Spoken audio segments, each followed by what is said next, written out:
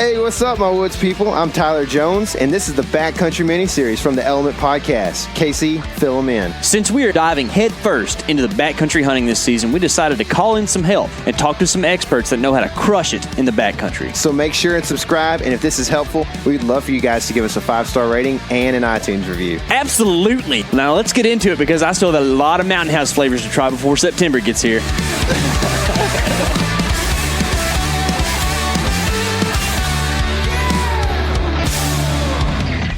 Hey guys, I just wanted to let you know real quick before we get started that we're doing a giveaway. If you haven't heard yet, in case you're a Backcountry Series only person, I wanted to let you guys know as well. We're doing a giveaway, and thanks for 100,000 downloads. We really appreciate that, so we wanted to give back to you. So the way you enter is you give a 5-star review, say something nice on Apple Podcasts, and if you have done that since the beginning of this podcast and as many times as you can find people that will let you do that all the way until we give away this thing before hunting season, you are in the running to win a pair of Vortex 10x42 Diamondback binoculars. They're pretty awesome. There's a couple other things we're giving away as well, like Onyx premium memberships, and some things that if we get to a certain number, which 300 is our number, 300 reviews, we will give away a trail camera as well. So there's just a couple of things going on. We may even throw some more things in to sweeten the deal, but for the meantime, let's get to KC and get this thing kicked off. Today on the show, we've got Bart Miller with Klymit. Bart, how is your day going, man? It's fantastic. Good start to this Thursday morning. That's good. That's good. Did y'all get some of that really cold, nasty weather that a lot of the western states got, or are you far enough south where you didn't have the problem? Yeah, we're in the Salt Lake City area, and it has been a really unusual spring for us. Even today, it's still raining. I think we've had 11 or 12 days of rain in a row, really cool temperatures. So really unusual, cool, wet spring out here. Wow. Yeah, that's nuts, man. I mean, it's going to be great for the habitat and stuff as summer pushes on. You know, I know the West has been in a drought for so many years. What's snowpack looking like for y'all out there right now? Best snowpack we've had in, I think, something like 13 or 14 years. Wow. On the Wasatch Range. So, yeah, it's I'm staring out my window. And we've got snow-peaked mountains. Just, snow level's still pretty low out here. Yeah, no, that's cool, man. So Tyler and I were talking about this the other day, and we were trying to figure this out. But, you know, you hear about winter kill and stuff, but I haven't heard a lot about winter kill this year. And, you know, being from the South, like, I would assume that just heavy snow means that you got to deal with that a lot. Is it a little bit different? No, that's accurate. Oddly enough, you know, even with the deep snow this year, the weather was like, it would warm up kind of after. So the lower kind of wintering feeding areas for a lot of the big game stayed nice for the animals. We had, like, even last year, the year before, where the snow was so deep that a lot of us were out in habitat, just putting feed out, trying to keep the winter kill from being too harsh in our area. Yeah. Wow. Okay. Well, that's cool. It's kind of like it's the perfect storm, a sense of just stuff being able to survive through the winter and have great habitat through the spring and summer. So that's good, man. It seems like it. It really seems like it. And just seeing the deer around the lower foothills and stuff starting to grow antlers and stuff, it seems like the population is pretty solid. I don't know that for sure. I haven't checked the DWR reports, but it seems like it. Yeah, that's cool. So you work for Klymit. You're a VP of sales over there, and Klymit's big thing, of course, is like sleep systems and sleeping pads, tents and bags and all this kind of stuff. And I would assume with that comes a good amount of backcountry experience firsthand with going out and testing product and doing all kinds of things. But how did you kind of get into the whole backcountry side of things? What was like your first backcountry trip?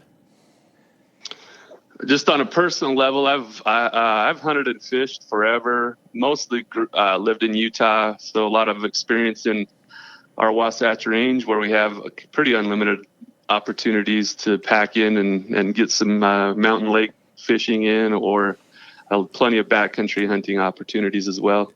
But I've done it my whole life. I'm 46 years old now, so it's just something that I do. Yeah, cool. Yeah, that's awesome. So what? So is that like the Alpine Lake kind of stuff? Is that what kind of fishing you're talking about? Is that like your favorite thing? I love that. Yeah, it's in the summertime. It's definitely my favorite thing. But then, as soon as the fall weather starts turning, you get that. There's nothing like that feeling of the big game hunts being on your doorstep. I got you. I love going into fall. Yeah. Yeah, that the Utah big game stuff is kind of like such a dream for us non-residents. Like, it's not an easy thing to draw. But I do have a buddy that thinks he's going to draw a deer tag next year up there, and so we may be out in your country next year chasing deer. That would be awesome. Yeah, I just found out me and my 2 teenage boys, we all drew for the same unit on. We're doing muzzleloader this year. That's awesome. Awesome, dude. Yeah. That's cool. So, is that like a coveted unit, or is that like one that y'all get to go in together and have a good time, or like what's that hunt look like? Yeah, for us, it'll be more like going in to have a good time together. It is really difficult to draw together, just the way the whole draw system is set up in Utah. But so it's an unusual year. Last year, I only had one of my boys draw, and I didn't draw anything last year. So this is going to be a really fun fall for us. Yeah, that's cool, man. So on that hunt, is it going to be something where you do employ like backcountry tactics, or y'all going to be truck camping, or what's it look like? No, we definitely drive up as far as we can on the dirt roads, but at this unit we backpack in the whole camp.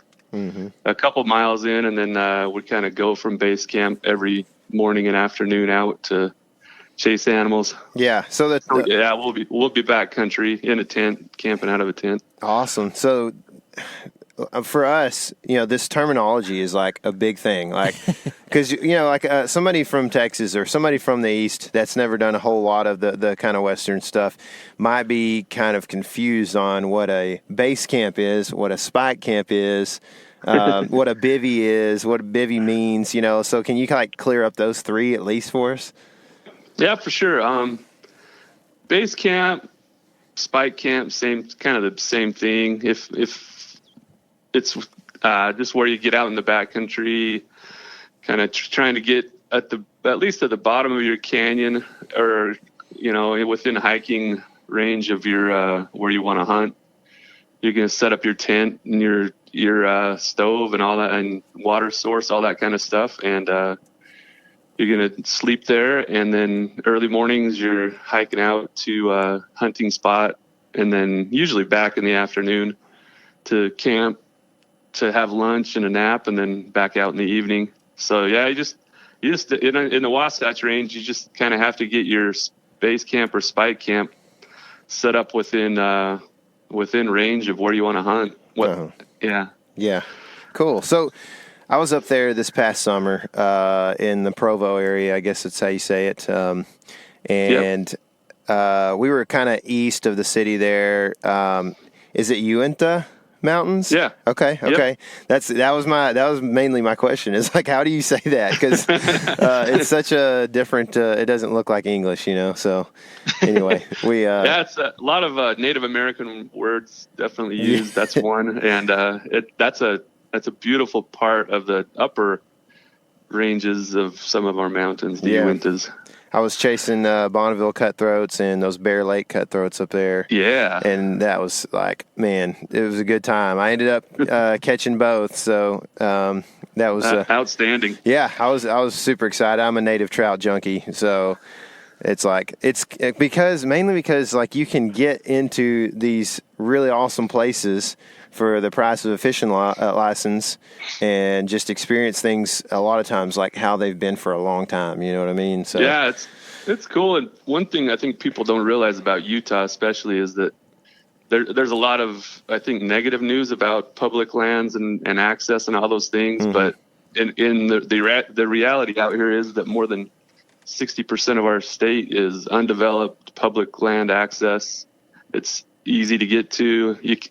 Sometimes you do have to draw those difficult big game tags in order to hunt, but the public access is always there. Yeah, man. There's a lot of places to fish, hunt, whatever. Yeah, it was so beautiful up there, man. We got to, I don't know, we Actually, our favorite, we were on like an 11-day trip, just me, my wife, and my kids, and we ended up going all the way up to Red Lodge, Montana on this trip and back through from Texas. And so, but like out of that whole trip, man, when we stayed at a different campground like every night pretty much, that the campground there at the Bear River that we were on was like our favorite, man. It was a Friday night, and we were the only ones in the campground. It was the middle of nowhere. Just it was so awesome, man. You guys have a pretty awesome state there to play around in.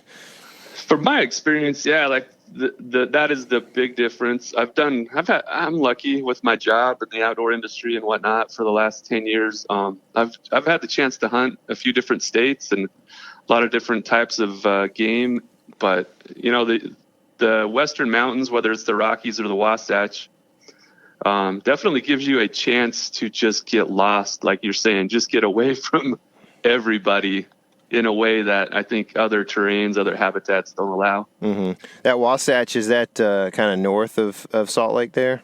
Yep. Yeah, that's the main range you see from the Salt Lake Valley. Okay. Just out. Yeah, as you look out over, like kind of toward the Denver way, the big mountain range you see is the Wasatch Range, and then as you get closer to Colorado and Denver, it's the Rockies. So my experience in Salt Lake is usually layovers. That's kind of how it ends up happening. So I guess that's the one you can kind of see, the good range you can see when you're kind of coming in the plane or whatever there, just like the big mountains. Yeah, if you're coming in from the east, coming in from Texas like you guys would, the range you fly over getting into Salt Lake is the Wasatch Range. Yeah, cool. It's beautiful. I need to do more than just layovers there, man. It just looks like it would be awesome. But so a while ago you talked about like the ability to get out and just get away and kind of get lost, and that's huge, man. It's just something that I guess we're not really at all from an urban area, but it's very what you think of like rural farming area, smaller communities around. And you see people every day, and it's just pretty common to just be on a road driving around in a car, right? So you do it every day. And that feeling of being away from like roads and people and all is just not something I get a lot. And I crave it, especially this time of year when things are starting to green up and it's getting pretty. Yeah. And it's actually starting to get hot here. So I'm like, how can we get away from this for a little while? But a big part of all that, like you were saying, of like getting back and getting lost is being able to do that. And it's going to take certain specific types of gear to make it to where you're able to go back and have an enjoyable experience and not let it turn into a survival situation, pretty much, right? So for you, what do you look for in your pack that it takes to get all that stuff back in there? What kind of pack do you run? Yeah, so we have a Klymit backpack that I use, 60 liter. It's called the Motion 60 that I load up. But the main thing that I think we got to continue to educate outdoors enthusiasts and sportsmen about is that you don't have to sacrifice anymore. The gear, like at Klymit, we specialize in making really packable, small pack size gear that creates a wonderful camp and sleep situation. So I think a lot of people think, man, one thing I don't want to do is just pack out there, be really tired from hiking, whatever, and then sleep on rocks and have a horrible sleeping experience. So I think, the main message we want to get out is that gear, especially Klymit gear, is so good, so compact, so rugged and comfortable these days that you don't have to sacrifice anything to get out, get lost, and have a great time and really get good sleep to recover and have another fun experience the next day. So we got tiny pack size. You're talking like 1 liter water bottle size for a full 6-foot mattress, air mattress. That only weighs 1 pound in your pack. A pillow is another thing. Like everybody just talks about putting their dirty clothes under their head to sleep at night, and we're trying to get the message out. No, just take a dang pillow. Our pillows are 3 ounces. They they literally fit easily in your pocket, and they will change your life on comfort. So those are kind of the starting points. I think the cool thing about, being able to take your whole camp with you, be comfortable in a backpack scenario, is that your bed, including a really warm, comfortable sleeping bag, pillow, mattress, that whole setup is taking like 4.5 pounds and about a third of the volume of your pack. That's it. So you guys still got plenty of room for clothing to stay dry, warm, cool, wherever you're at. You got plenty of room for water and your freeze-dried foods and all those things to take with you for multiple days out in the backcountry. Yeah, no, that's cool. And you talk a lot about ounces and pounds, and that's all very important. But I want to talk about volume a little bit because I think it's probably a touch underrated. And there also seems to be different ways of measuring it. So across the industry, there's two ways, and you kind of mentioned one of them, but there's like you hear like 5,300 packs or 6,200 packs, and then you mentioned a 60-liter pack. How do those different units correlate? Yeah, it's all about volume. I mean, whether you're the liter, I think the liters is one standard, cubic inches is another standard. Okay. So it's just you just need to understand how much stuff you've got is one thing, and what kind of room for volume that you need. Don't forget to leave plenty of room for freeze-dried foods and for, often in our mountains anyway, you can get 3 seasons of weather in one day. Yeah. So you got to have different clothing, and then food, water, all those things are really important. Yeah. And usually, the other thing, a lot of people think you have to pack a lot of water with you, which you want to make sure you have enough for a day, but usually there are great products now where you can use mountain streams and lakes and just purify the water as you go, rather than packing a lot of that weight with you. Sure, yeah. Do y'all carry any of that, or is that just something third party? Yep. Yeah, we don't make any of that. Yeah. Klymit's pretty focused on that, making the outside sleep experience great. Yeah. Yeah, for sure, dude. You mentioned the pillow earlier, and you guys, I don't know if you're still running it or not, but you ran a deal not too long ago where it was like pay shipping, get them for free. And dude, I bought a bunch of I can't remember what they are. They almost look like a mini sleeping pad. But I bought those, and then I bought I think it's the X pillow.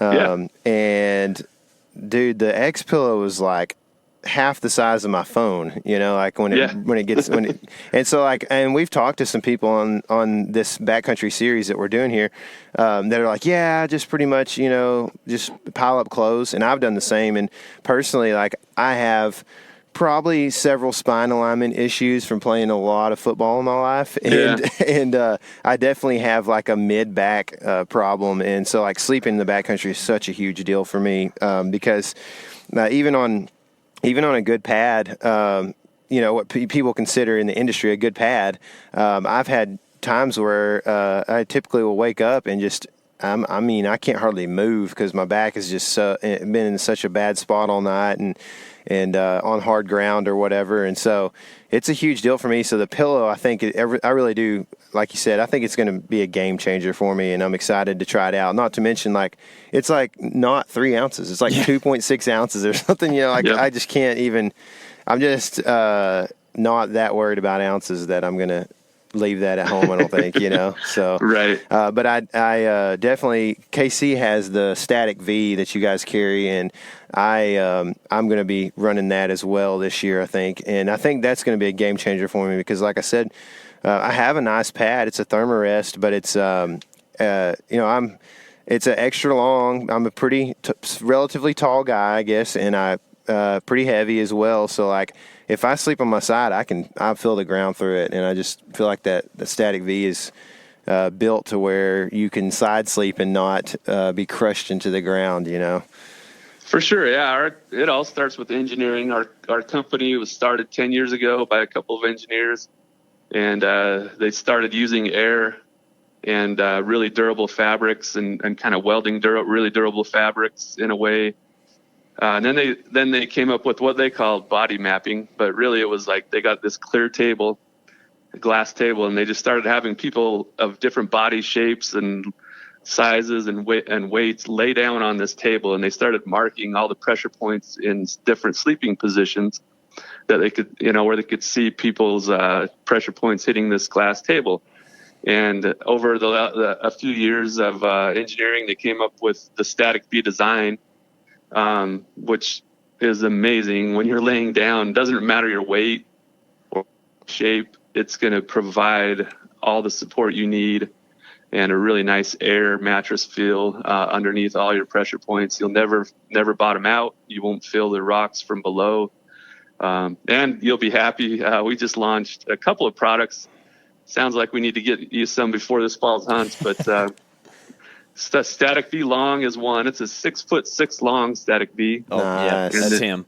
Yeah. And then we came up with one called Lux SL also, which is a 6'6" mattress, but it's extra wide, it's extra thick, and just a little bit more comfort, and only a few ounces heavier because we're finding better, really durable fabrics all the time that are lighter weight but still really rugged, and will do a good job for you in the backcountry. Yeah, that's awesome. So that Lux, is that something that, is it designed to be taken into the backcountry, or is it more like a truck Absolutely. camper? Oh, it is? No, I think we lightened it up. So we found fabrics that, you're talking about just a few ounces over a pound. And it's 27. So the industry standard mattress is 20 inches wide, like the Thermarest you mentioned. But this one's 27 inches wide. It's 3.5 inches thick, 6'6" long.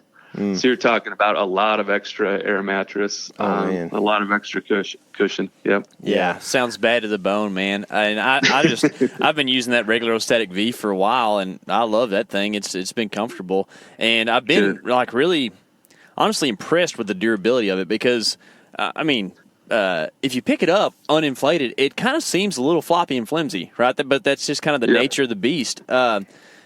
Whenever you're talking about lightening up that Lux and stuff like that, I don't know much about this, and maybe you can explain it, but there's different thicknesses, like is it denier or whatever the unit is that they use for different materials, and can you just explain that a little bit?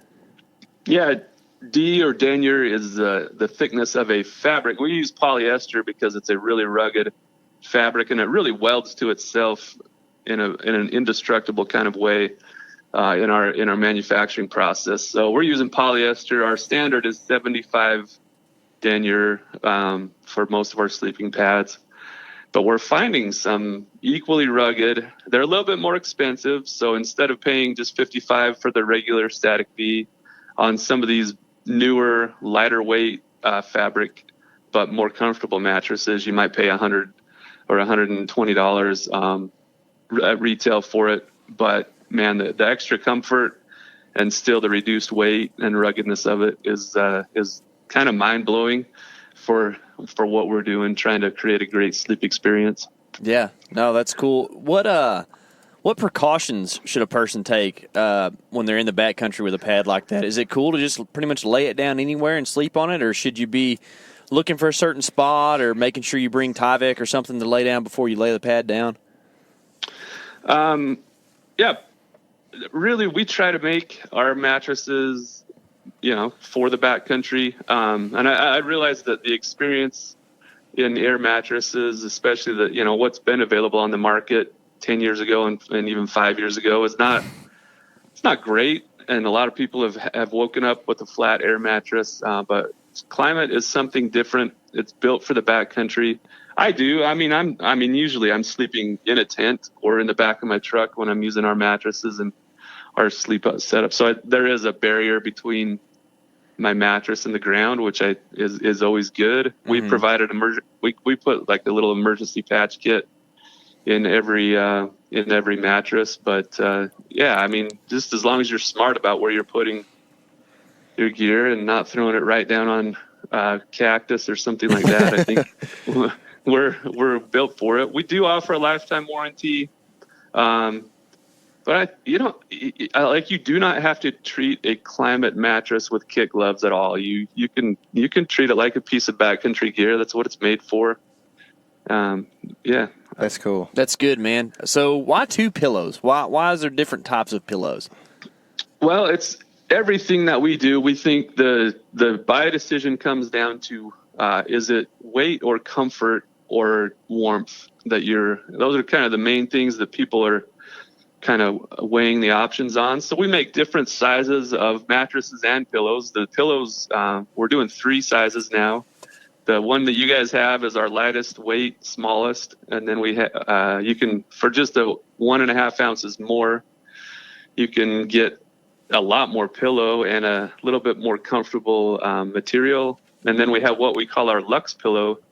That is our biggest pillow, 6 ounces, and comes with a washable pillowcase as well. So you can get back from, you can come back from 4 or 5 days of getting everything dirty and then come home and easily wash it. But it's all about how much weight you're willing to pack versus how much comfort do you want. That's always the trade-off in the different sizes of mattresses and pillows and sleeping bags that we make. Yeah, gotcha. So speaking of those bags, that's a big part of it. And I know like a lot of people kind of have a standard bag that they take on pretty much every place or every trip that they go on. What is y'all's best seller, I guess, that would kind of be an indicator as to, like, for most people, what are they looking to have? Yeah, it's usually 2 things: temperature of the overnight temperatures of where you're going to be, and then your body size. So we make a sleeping bag solution to resolve both those things. The most popular temperature, the most versatile temperature, seems to be our 20-degree sleeping bags. It's what we sell the most of. Mm-hmm. It seems like we put some features in where you can unzip from the bottom. If your feet are hot, you can just stick your feet out the bottom, but still the rest of the bag can be zipped up. We also make oversized sleeping bags for guys like me that are a little over 200 pounds and we're just tall and long and whatever. You don't like to feel that constrictive feel of a standard size sleeping bag. So we make something with a lot of extra length and shoulder room for bigger guys as well. So that's cool. It's just, yeah. And if you're in warmer temperatures, and you just need something to cover you in the middle of the night when it gets a little bit cool, we have the summertime, kind of that 35 to 50 degree bag. And we have summertime, just what we call technical blankets also for summertime sleeping. What temperature are you looking at staying comfortable at with those technical blankets? They're really summertime for sleeping. We have one that's, 55 and above overnight temps, mm-hmm. but it only weighs like 12 ounces. And so it's a pretty amazing little thing. And then we have another blanket that's more fleece lined, for a little bit colder temperatures down in that 45 to 55 range. Yeah. Gotcha. You have any, bags that are built for guys with a size 14 foot? Yeah, all of our sleeping bags have this really cool design that's unique to Klymit. We call it stretch baffle. So from the waist all the way down to your feet, we put basically elastic in the sleeping bag. So it's got the really nice mummy cut to keep you warm, but you can go fetal position. You can move your feet around freely. Gives you just a ton of extra room because of the elastic stretch that we put in our sleeping bags. And it is such a game changer as far as just keeping you comfortable, allowing freedom of movement while you're inside the sleeping bag. Mm-hmm. Yeah. So on bags, like I've never really ran a great bag. Just the normal old 32 degree bags or whatever, and the feel kind of always just stays where it's at because it's that cheap polyfoam stuff or whatever. Yep. When you start talking about down bags and stuff like that, I'm assuming that, well, let me back up a little bit. I did used to have those Army sleeping bags, you know what I'm talking about? They have down in them, and it goes everywhere. They were like from World War II, Korea or something, but they were great. I mean, those things were warm until they lost all their down. But, they would get really compressed, and that's what I would imagine most down does. So, like, if you do run your down bag in like a compression sack or it's just in the bottom of your pack all, pressed in there, when you get to where you're going to sleep that night, what do you do to make sure that down is I guess fluffed back up, or do you do anything at all to take care of that? Yeah. So when you're when the bag is at home and being stored, we provide a big mesh bag for the down bag to be stored, sleeping bag to be stored in. Yeah. Which keeps it fluffy and stuff. And then you just put it in the stuff sack and compression sack when you're ready to go pack. When you get to where you're going to camp at night and you're setting up camp, I guess the main recommendation I would give is the earlier in the evening that you put your down sleeping bag out and just kind of give it a little shake to get the down starting to do the fluff. Mm-hmm. The better. It can take a half an hour to look puffy and fluffy and have all the down kind of looking not compressed, looking like it should, to be comfortable. So yeah, that is a property of down. It's wonderful in that you can pack it small and it's really light. Our 0 degree bag is just over 3 pounds and packs up about the size of a basketball. So it's not a lot of room and it's not a lot of weight, which is a wonderful property of down. But you do want to keep it healthy, and down likes to be fluffy. Mm-hmm. So what about what are the main differences between an actual down, a real down, and a synthetic? Yep. Synthetics are getting better. Just as the cost of down has fluctuated so much over the last few years, a lot of manufacturers are coming up with these synthetic fill solutions that act like down, but they're a lot less expensive. So that's one main thing. Synthetic traditionally has been a lot heavier, and a lot of those big, heavy, standard sleeping bags that people have and that you described even having is they're synthetic, just usually a polyester fill that provides warmth, but they're big, bulky.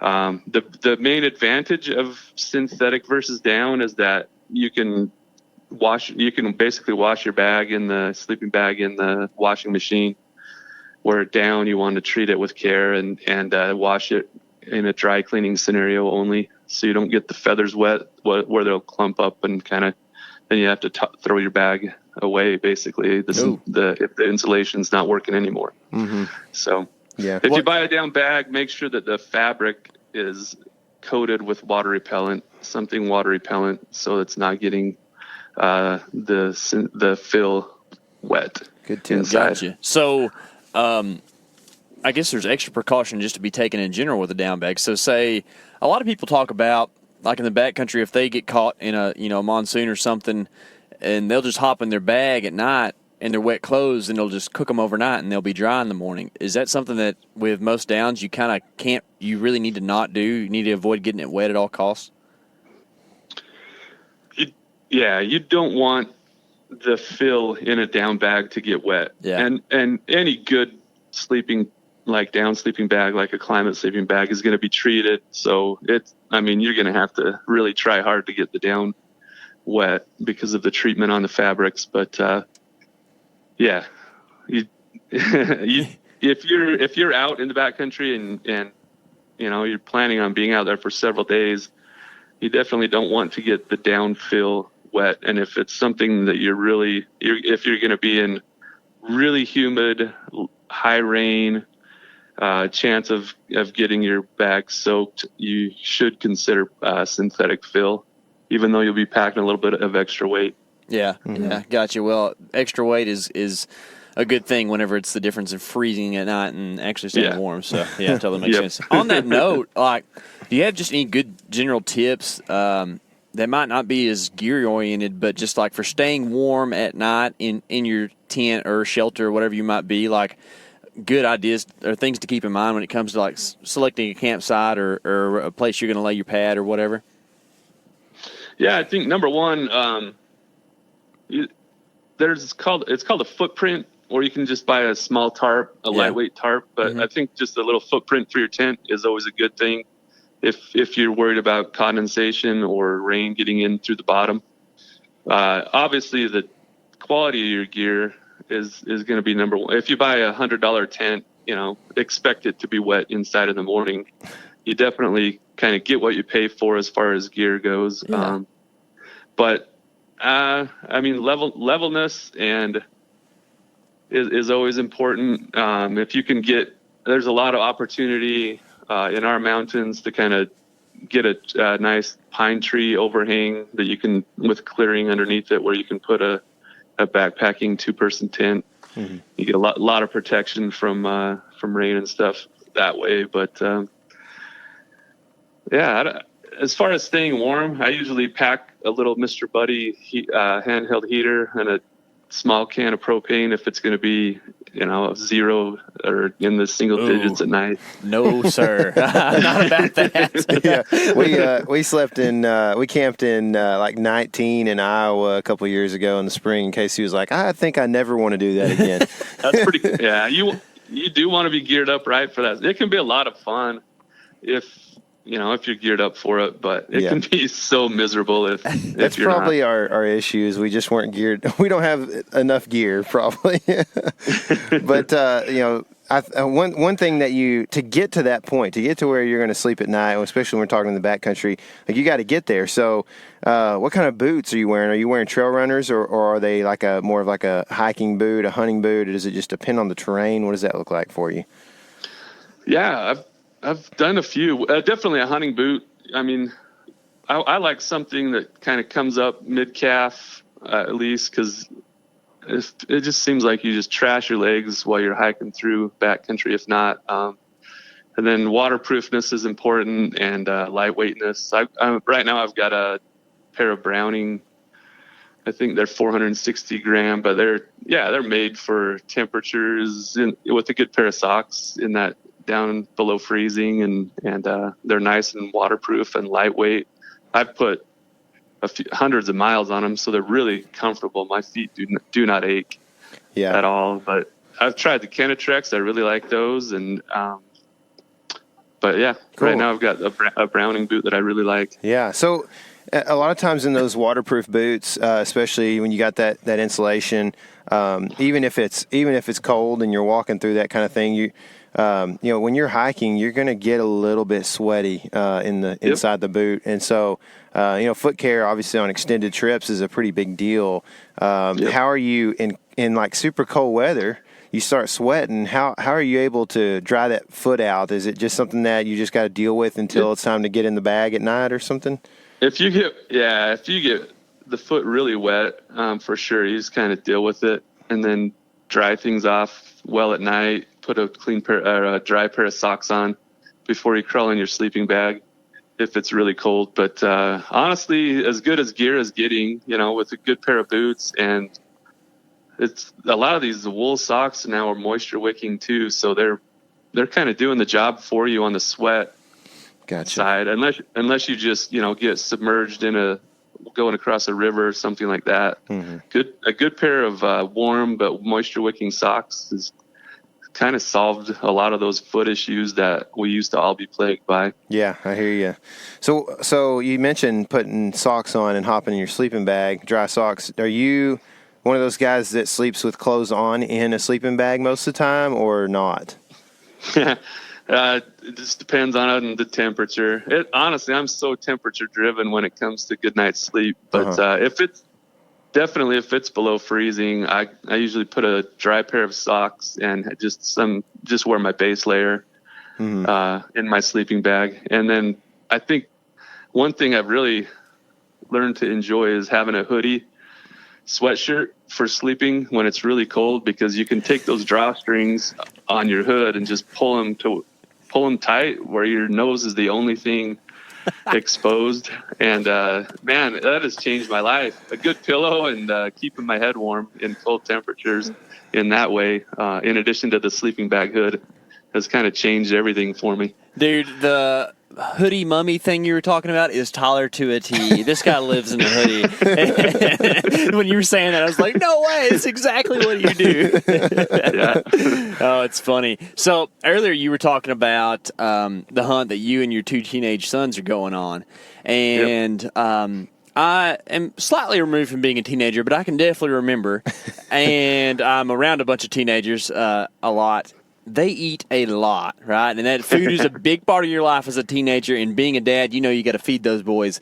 What do you do for backcountry meals? Yeah, I've discovered Peak Refuel. It's another local Utah company, but we used to do Mountain House. But we went on we summited a 13,000 foot peak a few summers ago and took Mountain House.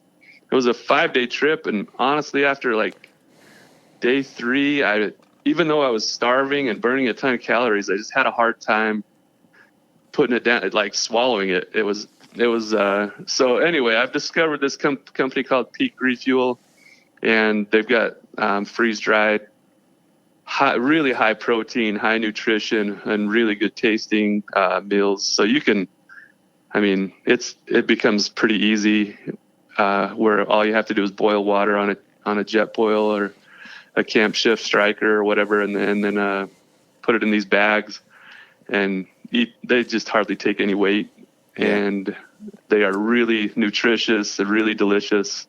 And that's what we're doing these days. Cool. So I remember being a teenager as well, and even however old I am now, I've eaten a lot of food in my life, and so like I can't imagine growing up in East Texas, pretty much whitetail hunting culture, and in the time period that we grew up and everything, it was typically like you may like travel and go to your deer lease or whatever to hunt, and then you have deer camp. And so what you do is you get up in the morning, you go out and you hunt until like 10 a.m. or as long as you can stand it, which for me was a lot of times not that long.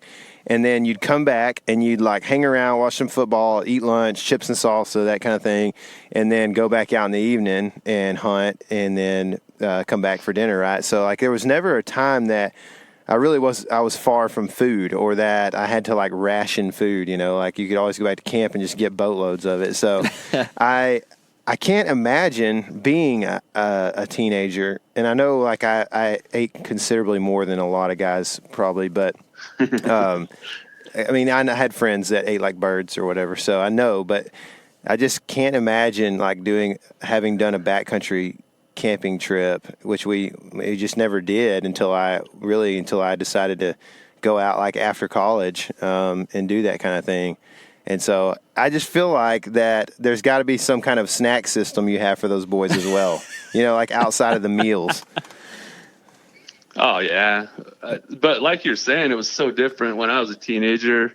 But I think most of it was driven by not having to draw tags back then. There was no lottery system. Everybody in the family could buy a big game tag. So we did kind of similar. We'd set up trailers and motor homes at the bottom of the mountain, and everybody would come back and be able to eat all they wanted, and grandma would be making wonderful food there. And I think the whole lottery system has changed, so you don't as a family, as an extended family, we hardly ever get to hunt together anymore. So we're doing a lot.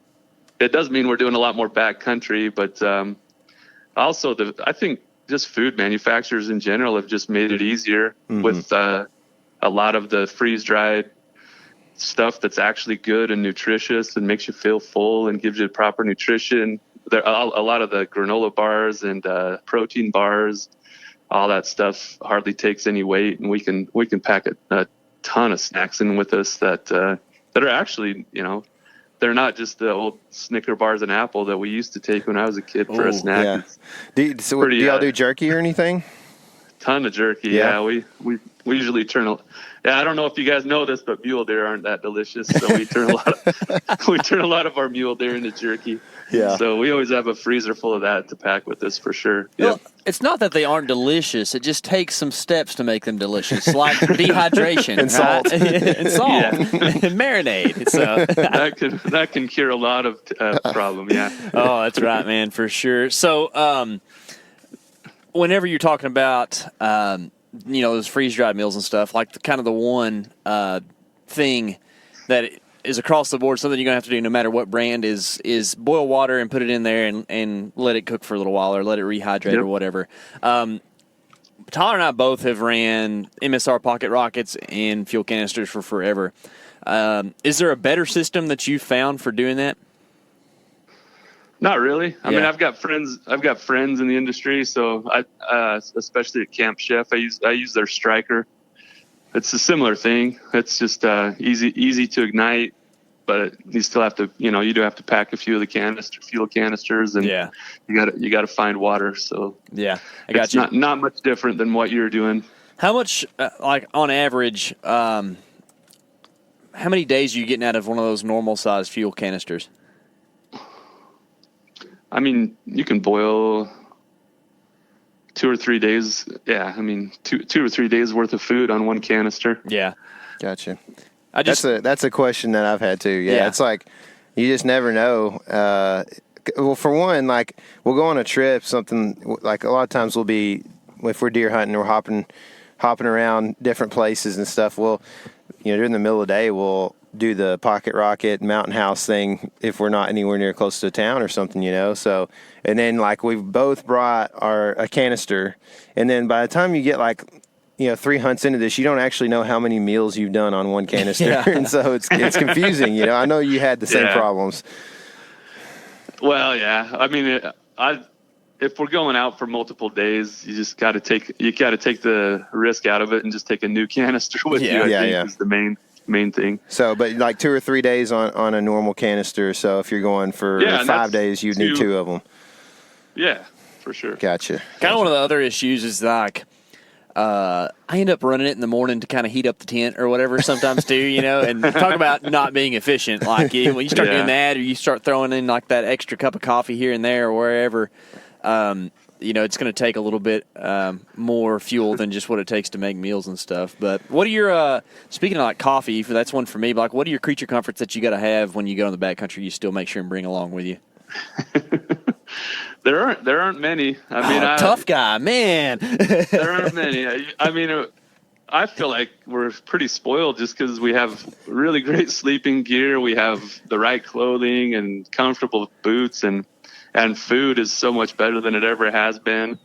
It seems like we're spoiled out there. Just a lot of the things that were so miserable when I was a teenager are just are not that big an issue anymore. I mean, we've got power. Like we can keep my kids' phones all charged up. They can play video games all night long and on their phones and like watch videos. Like it's not. Yeah, I mean, you got little solar panels and battery packs to do all that.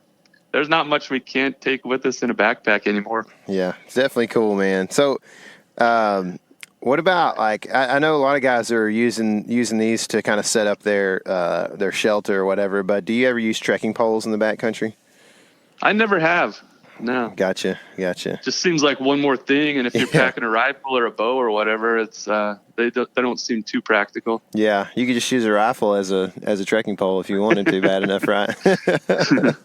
So, kind of the big thing, maybe like the motif that you talk about with Klymit stuff is saving space and saving weight, right? And when you talk about saving weight, like the thought comes to mind, are you trying to save weight on the sleep system stuff so that you can have extra room or extra weight capacity for other things that might make you more comfortable, or are you trying to just be lighter in the backcountry in general? It's being lighter in general without giving up comfort. Yeah. That's really what we're all about. Like we don't want it to have to be a trade-off.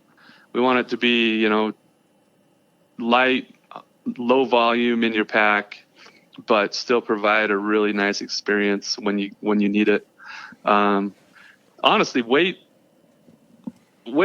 just sucks. It's just Yeah. I mean, it's just something that can make the experience not as fun if you're overburdened on your pack. Yeah, for sure. And that's what keeps you out there, right, is having fun. So that's right. Yeah, 100%, man. So if a guy was to ask you for your number one just like slick tip that you have, man, that's just like something that, not many people do that you don't think. Do you have something like that you think, man, I'm pretty genius about this thing? I mean, we've already revealed the hoodie trick. So okay. Yeah, that's honestly, it's two of a kind. I think people.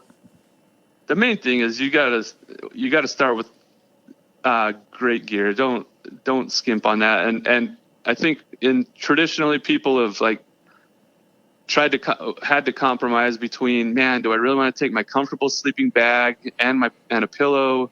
If I do that, I don't have room for all the food or all the proper clothing that I'm going to need. And so, the slick tip is start with a bed and gear that's small, lightweight, but still provides great comfort. So you have plenty of room left in the pack for all the food and snacks and water purification and clothing that are going to make the experience great. Mm-hmm.